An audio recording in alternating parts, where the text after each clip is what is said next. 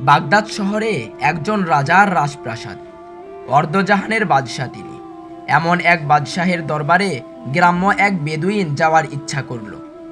তার স্ত্রীর সাথে পরামর্শ করল যে বাদশার দরবারে কি নিয়ে যাওয়া যায়।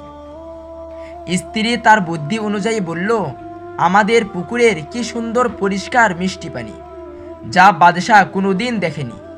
তার এক কলস পানি নিয়ে বাদশাকে উপহার দিলে তিনি খুবই খুশি হবেন। লোকটির পছন্দ হলো।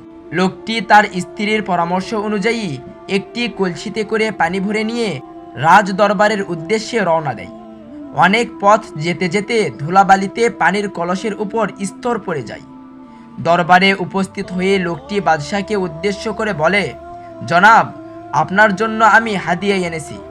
দয়া করে আমার বাড়ির পরিষ্কার মিষ্টি পানি আপনি গ্রহণ করুন।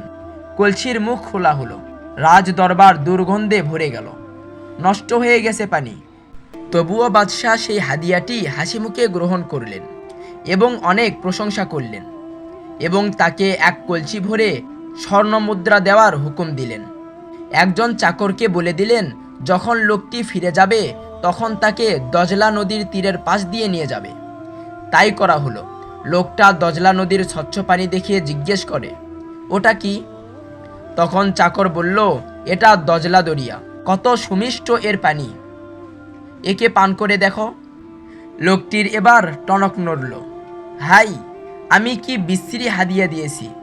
এত সুন্দর পানির দরিয়ার পাশে যার বসবাস, তাকে পচা গন্ধ পানি দিয়েছি। আমাকে তো শাস্তি না দিয়ে স্বর্ণমুদ্রা দিয়েছে। এটা তো বাদশার একান্ত অনুগ্রহ ছাড়া আর কিছুই নয়। বন্ধুরা, আমরা আল্লাহ পাকের যে ইবাদত করি তার বিনিময়ে আল্লাহ পাক আমাদের সাজা না দিয়ে সোয়াব দেন। এটা আল্লাহ তাআলার দয়া ছাড়া আর কিছুই নয়।